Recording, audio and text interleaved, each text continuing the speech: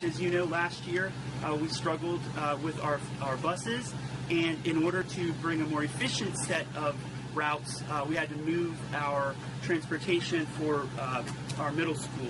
So those times have been posted, and parents are well aware of that. They can certainly check our websites. Our bus routes, I'm excited to tell you, this year we've done 2 mock runs. Today is actually number 2, and last week when we did our mock runs, we were able to have all the drivers come back, tell us what they liked and didn't like about the route, what was efficient and what wasn't, if there were any safety concerns. And then the team worked hard all week and weekend, Saturday and Sunday, making sure that we made those changes. This morning, bright and early, the bus drivers showed up to pick up their new routes, and they're running them today. And after today's run, we'll make some small changes this evening and tomorrow, and on Wednesday, all of those routes will be posted for our parents. Well, one of the reasons we added another day was because I wanted to make sure we were able to work out as many kinks as possible. The first 10 days of school are always going to be a challenge because you've got people who've moved, we've got some additional kids who might have decided to take the bus versus last year. So those first 10 days we know are going to be a little bit of a challenge, but that's not atypical in my last school district, and in the last 20 years you've seen that. But the problem is when it continues to linger on week after week after week like it did last year, that was really a routing issue and a people issue. And we feel like we're beginning to really chip away at the culture.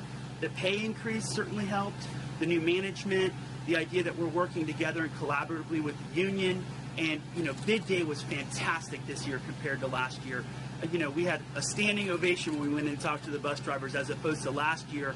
We had a major cultural meltdown, and certainly management was a big part of that. So last year on day 1, we were short about 50 drivers. This year we've moved 100 in the opposite direction, which means that not only are we fully staffed, we actually have 50 people on the bench who are going to be able to pick up routes when individuals call in sick or aren't able to run their route.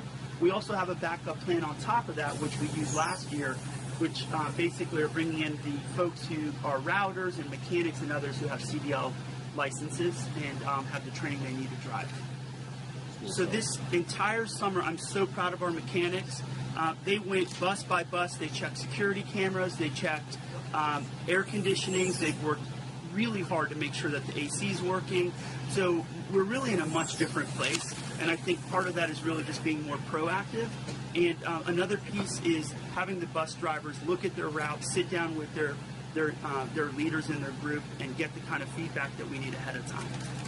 Last year we ordered 100 new buses, and this summer we ordered 60 new additional buses that have been trickling in. We're sitting on a brand new one here today, and I'm looking forward to continuing to work with our staff to find the funding that we need.